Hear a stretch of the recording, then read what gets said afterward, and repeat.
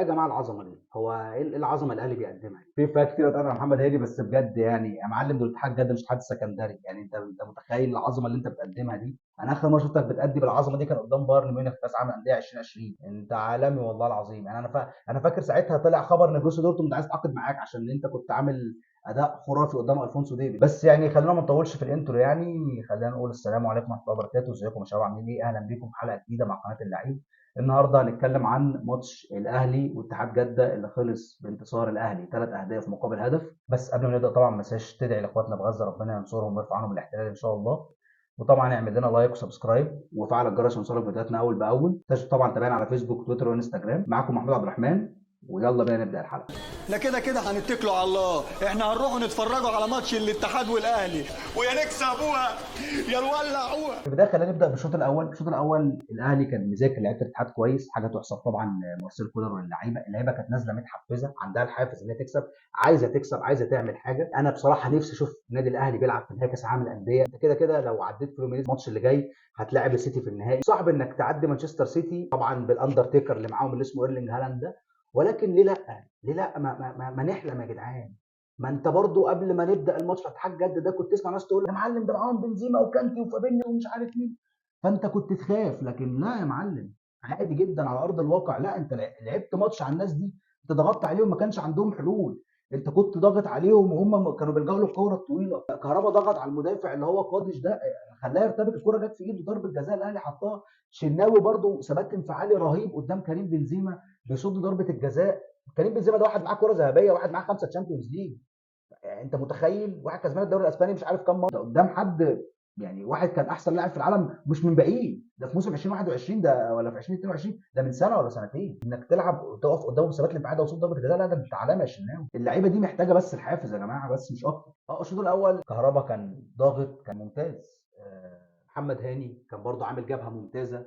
يعني كان ممكن تشوف المساحات اللي بيجي فيها محمد هاني كانت تقول ان هوساوي ده ملط، لكن لا، هو كان عامل شوط اول كويس، انقذ هدف. كانت الكره كانت خلاص راحه وكانت هتيجي جول. المشكله ان بعدها بعد الكوره دي الحكم راح راجع بص في الفار وراح حاسب ضربه جزاء على الاهلي لما الكوره جت في ايد محمد عبد المنعم. هي ضربه جزاء مش هنقول حاجه يعني. وانا بتفرج على الماتش كان نفسي الحكم يقول لا لا لا ده مش مقصوده، او اللي هو مش باصص، فاهم؟ زي ما كان بيقول للاعب قبل ما يبص في الفار. ولكن بعد ما بص في الفار هي الكوره جايه في ايده، ايده مش ثابته، ايده عامل ايده كده، خلاص هي ضربه جزاء.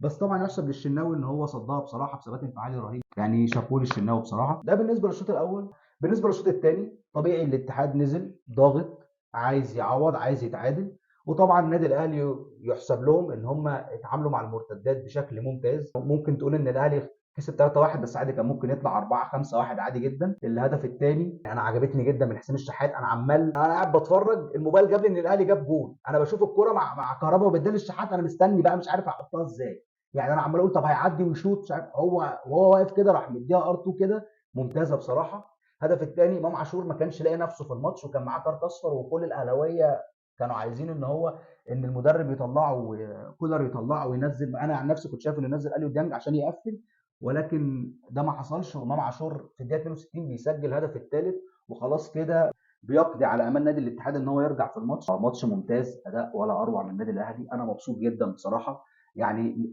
كل بقى اللي نفسي فيه ان هم خلاص كسبنا الاتحاد. وطبعا ناس كتير قوي كانت بتقول ان الماتش ده صعب جدا الاهلي يعديه طبعا عشان الاسماء وكده. ولكن مش عارف، مش حاسس ان اللعيبه اللي هي كانتي وبنزيما الناس دي لعيبه اوروبيا كانت لعيبه ممتازه، ولكن حاليا مش حاسس ان هم عندهم شغف. يعني اعتقد زي ما الناس كانت بتتكلم، زي ما قريت على السوشيال ميديا، ان النادي الاتحاد لو كان بيلعب بلعيبه سعوديين لا كان الماتش هيبقى فيه حافز وفيه حماس، وكان هيبقى ماتش يعني اجمد من كده. ولكن اللعيبه الاوروبيين ما اعتقدش ان يبقى عندهم حماس زي ما يبقى اللعيبه السعوديين. بس كده كان فوز مستحق للنادي الاهلي بصراحه، وانا اتبسطت بيه والناس كلها اتبسطت بيه. الاهم بقى من كل ده الماتش الجاي قدام فلومينيزي. احنا عايزين الاهلي يركز في الماتش ده بطل الكوبا ليبرتادوريس، عايزين الاهلي يعديه.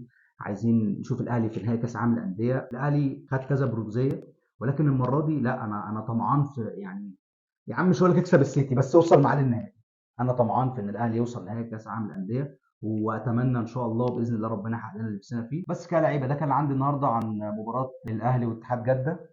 طبعا اللي كان بيقول لك طعميه، لا الطعميه ما طلعتش طعميه عاديه، ده طعميه محشيه طعميه اسكندراني تبقى حراقه دي. بس كده لعيبه، كده وصلنا لنهايه حلقتنا. لو عجبتك الحلقه ما تنساش تعمل لها لايك واعمل لها سبسكرايب، وتقدروا تتابعنا على فيسبوك تويتر وانستجرام، بنتكلم عن الكوره عموما وبنتكلم عن الفانتزي وكده.